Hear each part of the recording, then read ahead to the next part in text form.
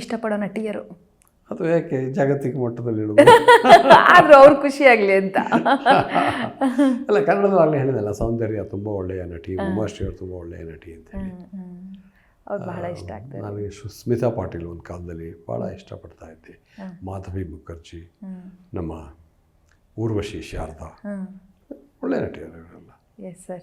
Yes sir, ಸುದೀರ್ಘ 2 ಗಂಟೆಗಳ ಈ ಒಂದು ಮಾತುಕತೆಯಲ್ಲಿ 1977ರಿಂದ ಹಿಡಿದು ಸಿನಿಮಾ ಇಲ್ಲಿಗಂಟನೂ ನಾವು ಮಾತಾಡಿದ್ವಿ. ನಿಮ್ಮ ಬಾಲ್ಯದ ವಿಚಾರಗಳನ್ನ ನೆನೆಸ್ಕೊಂಡ್ವಿ, ತಂದೆ ತಾಯಿಯನ್ನು ನೆನೆಸ್ಕೊಂಡ್ವಿ, ನಿಮ್ಮ ವೈವಾಹಿಕ ಜೀವನಕ್ಕೆ ಅವ್ರು ಬಂದ ಹಾದಿ ಹೆಂಗಿತ್ತು ಅನ್ನೋದನ್ನು ನೆನೆಸ್ಕೊಂಡ್ವಿ.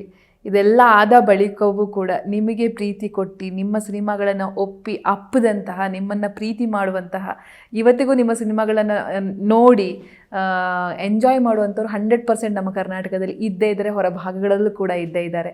ಏನು ಹೇಳೋದಕ್ಕೆ ಇಷ್ಟಪಡ್ತೀರಾ ಸರ್?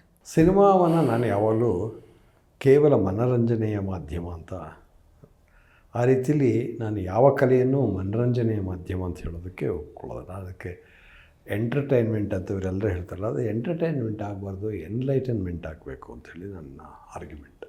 ಯಾಕೆಂತಂದರೆ ಎಂಟರ್ಟೈನ್ಮೆಂಟ್ ಅಂದರೆ ಯಾವ ಅರ್ಥದಲ್ಲಿ ನಾವು ಶಬ್ದವನ್ನು ಬಳಸ್ತಿರ್ತೀವಿ ಅಂತಂದರೆ, ಇವತ್ತಿನ ಸ್ಥಿತಿಯನ್ನು ಮರೆಯೋದು, ಅದು ಎಂಟರ್ಟೈನ್ಮೆಂಟ್. ಅದು ತಪ್ಪು.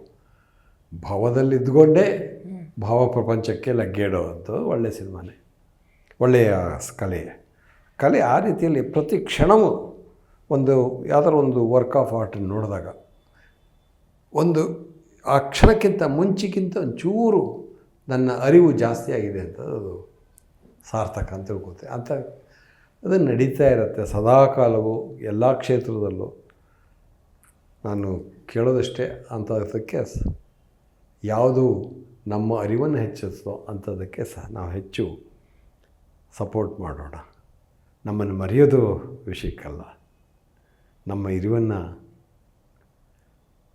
ಇಹದ ಬಗ್ಗೆ, ಭವದ ಬಗ್ಗೆ ಯಾವುದು ಹೆಚ್ಚು ಇದು ಮಾಡ್ತೋ ಅಂಥದ್ದು.